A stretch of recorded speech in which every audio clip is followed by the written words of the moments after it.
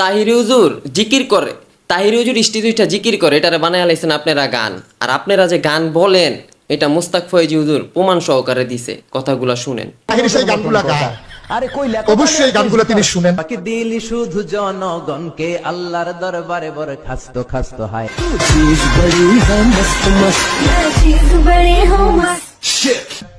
এই গানগুলো তিনি চর্চা করেন।